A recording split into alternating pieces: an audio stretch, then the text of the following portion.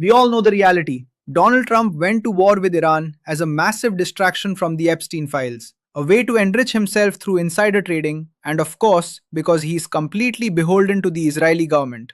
But here's the thing, those issues aren't separate, they are deeply intertwined. And that is exactly the bombshell Marjorie Taylor Greene just dropped on Tucker Carlson's podcast. She is finally coming out and saying what we've suspected. It is time we start putting these pieces together. The fact that Trump doing whatever Netanyahu tells him might be directly connected to his ties with Jeffrey Epstein. This is especially relevant now, given the pathetic new excuses being cooked up by Todd Blanche, the DOJ, and Kash Patel to justify their refusal to release the Epstein files. That is where we need to start, before we even dive into MTG's claims about Trump, Israel, and Epstein. We are going to get into it all, but before we do, if I could quickly ask you to leave a like on this video, and if you haven't already and you enjoy our channel, to hit that subscribe button because it goes a long way in supporting our work. We have a mountain of evidence to cover, beginning with the reporting of Tara Palmieri, who has been on the Epstein trail for years. We are hearing a new term, a new excuse from the right for why these files are still locked away. And the question remains, Tara, do you really think we are ever going to see those remaining 3 million documents in the Epstein files? Tara, do you think we're going to see the remaining 3 million documents in the Epstein files? Because it does seem quite extraordinary that half of the files just haven't been made public. I mean, I can't think of anything less transparent. Actually, more than that, Piers, if you count the 40 terabytes of video. I mean, that would answer so many questions. And we know from emails within the FBI that they're sitting on this. And I don't know how we're ever going to get this without either whistleblowers, maybe some of the lawsuits against the DOJ will stand, but it's really baffling. And I don't know that the next administration is going to want to release them because everyone looks so bad. And I think it would just place so much doubt in the Department of Justice. Now, we've heard the Republicans throw out every excuse in the book for why they won't release the Epstein files. They blame Bill Clinton. They claim they've already released everything. They pivot to nonsense about Barack Hussein Obama's birth certificate. They tell us, Trump's a great guy, he'd never hide anything. But you almost never hear them use the phrase national security. They've talked about avoiding embarrassment, but once you start talking about national security, my mind immediately goes to spies. It brings up the massive implications of who exactly is holding our intelligence and who is being manipulated by it. Dropsite News has already done some incredible investigative reporting on Epstein's connections, not just to Russian intelligence, but specifically to the Israeli Mossad. The question we have to ask is, was Epstein spying on the most powerful figures in our government, our financial institutions, and our celebrities? This becomes incredibly important when you think about that threatening phone call Marjorie Taylor Greene had with Donald Trump. That call where he made it very clear that one day I get a phone call from the president in September, and he is so mad at me. And he's yelling at me and he's angry at me. And the fact that he's like, you're supporting Rand Paul Jr. and he's chewing me out for signing my name on Thomas Massey's discharge petition to release the Epstein files. And I'm trying to tell him, Mr. President, they say you did nothing wrong. Right. This needs to come out. Right. And so we're having this argument. And he tells me on this phone call, he's like, Marjorie, my friends will get hurt. That's it. That's it. I mean, that is it. Obviously, that's it. Because they're all in here. Imagine the phone calls. It's everyone. It's every single person is on this freaking list. They're all there. Every billionaire, heads of state, Larry Summers, Peter Thiel, they're all in there. And he said his friends were going to get hurt. But who exactly was Donald Trump talking about? Who are these friends? Was one of them a friend who's already dead? Let's not forget, Jeffrey Epstein was Donald Trump's close friend for more than a decade. Trump said it himself. But what about the people surrounding Epstein? The people who knew exactly how he was spying for foreign governments. We have to talk about Ghislaine Maxwell's father, Robert Maxwell. This is a crucial piece of the puzzle before we get to Marjorie's latest bombshell. It is a known fact that Robert Maxwell had deep ties to the Israeli Mossad. He was even given a state funeral in Israel. Many people believe that's exactly how Ghislaine was introduced to Jeffrey Epstein, a man who literally joked about being a Mossad asset. A man who hosted Israeli spies and even Israeli prime ministers in his New York mansion, a home that was reportedly rigged with cameras in every single corner by the Israeli government. Now, if that doesn't strike you as suspicious, I don't know what will. Because think about this, Donald Trump didn't just go to war with Iran to distract from the Epstein files. He might have gone to war to prevent those files from ever seeing the light of day. Not just here in the US, but by foreign governments who are holding the leverage. Does Putin have dirt on him? Almost certainly. Does Netanyahu? At this point, the answer has to be yes. And that thought becomes even darker when you listen to what Marjorie Taylor Greene just dropped right here. Really clear. This is something that is my own conclusion. To become president of the United States, there's deals that have to be made. Otherwise, you aren't allowed to have that power. And you can go president by president throughout time, and especially throughout our lifetimes. And you can look at every single president and look at their career and the decisions that they made. And you can very quickly see that they made their deal to support Israel at all times. Why does the United States of America do that for one foreign country? It makes absolutely no sense. We don't do that for any other foreign country. No other government on earth does. Every single United States president, the vast majority of members of Congress, completely pledge their allegiance. Governors too, we have to include governors and state elected officials. They pledge their complete allegiance to the government of Israel and their purpose and their protection and whatever endeavor they decide to pursue, whether it's right or wrong, whether it helps America or even if it hurts America, they still pledge their full allegiance. They make that deal.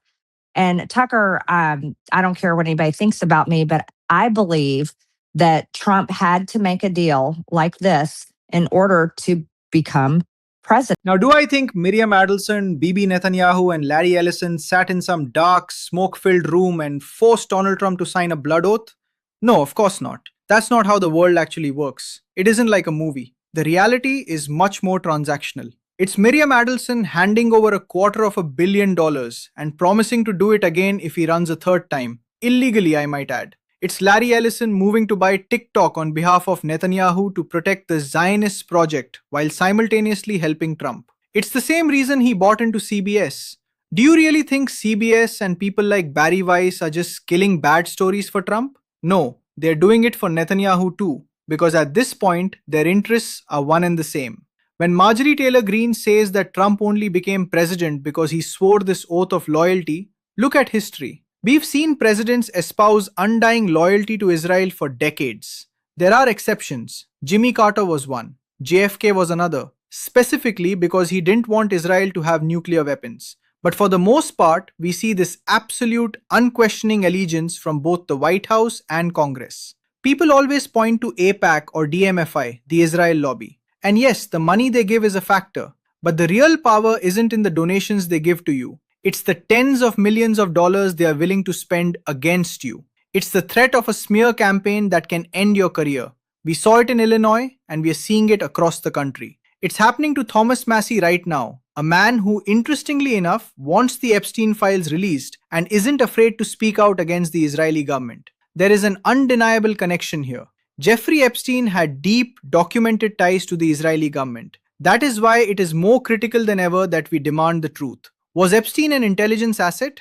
Was he collecting dirt on Donald Trump for Russia or Israel? It doesn't matter which flag they fly. We need to know who has the leverage over the man in the Oval Office. I'm glad Marjorie Taylor Greene is finally raising these questions, and I'm glad Robert Garcia is continuing to push for answers, demanding that Pam Bondi testify and give us the truth. A few minutes ago, we filed official contempt charges against Pam Bondi, of course, the former Attorney General, and it is not acceptable that she chose to not show up to her scheduled deposition in front of the Oversight Committee through a subpoena that was sent out by the chairman of this committee. Now, it has been 2 weeks since she has refused to show up for her deposition that had a date set. And that subpoena made it very clear that it was for her, whether she was the current Attorney General or not. We strongly believe that she has been involved in a major White House cover-up around the Epstein files. Now, we also want to make it very clear that our goal here is to get her to testify. That's what the subpoena says. That's what the bipartisan vote in the committee actually voted for. And that is our end goal here as Oversight Democrats. We want the truth. We want to answer questions. You've also all heard survivors, many of whom have put out statements encouraging the former Attorney General to also testify in front of the committee. And that is why we're here. I also want to note that there has been zero communication from either Ms. Bondi's personal counsel, the DOJ hasn't done anything to move this forward, the White House hasn't, and so there's been no response, not even from oversight Republicans, on what the next step would be. I talked about this yesterday when the news first broke, and I have to say, I am so glad Robert Garcia and the Democrats on the Oversight Committee made one thing very clear. It doesn't matter what Pam Bondi's job is today. That is the most important line in this entire investigation. It doesn't matter what title you hold or how high up you think you are. If you obstructed justice, if you worked behind the scenes to bury the Epstein files, it doesn't matter if you're in the DOJ now or if you've already jumped ship, you will be held accountable. We have to talk about this.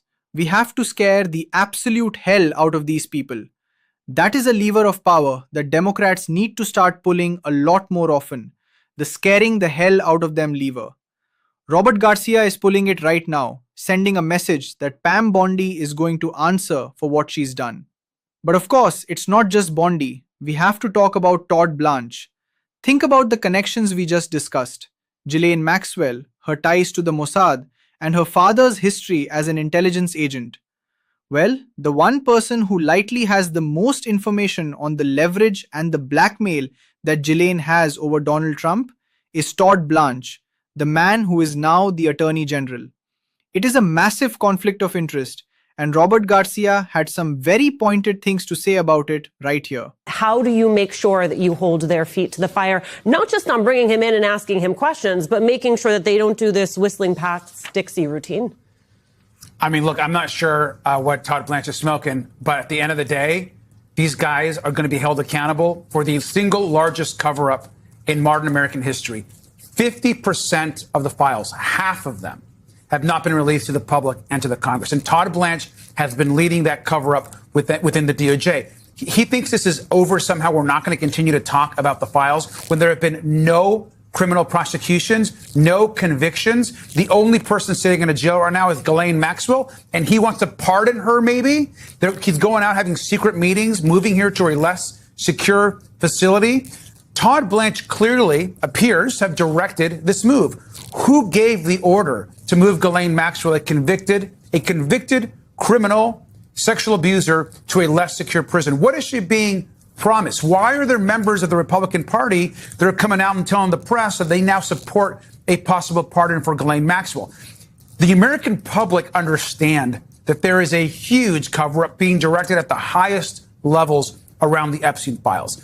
Our investigation is moving forward, and Todd Blanche needs to understand that we are not going to stop until there are more people that have been prosecuted, until the survivors get justice. And so we're going to fight. Mr. Blanche should understand that he himself will have to appear before our committee as well and answer some really tough questions. Look, we have about 1 million more questions that need to be answered. And honestly, a lot of them are going to make people very uncomfortable. But that's exactly why we have to ask them. What is the actual, documented connection between Jeffrey Epstein and the Israeli government? How has that connection influenced the highest levels of our own government for decades? Who else did Epstein have information on? And how is that blackmail shaping our current foreign policy right now? These are real, urgent questions. These aren't just conspiracies. This is about our national sovereignty. I'm glad Marjorie Taylor Greene is finally raising these points, but she cannot be the only one. We have to be willing to look at the truth, no matter where it leads. We are certainly going to keep digging right here on this show. And if you want to support this kind of unfiltered, independent work, make sure you hit that subscribe button and leave a like on this video. If you're one of the real ones who stuck around until the very end to hear the truth, drop a blue heart in the comments. Keep on fighting, y'all. Do not let them silence you. I'm Liam Prescott, and I'll see you in the next one.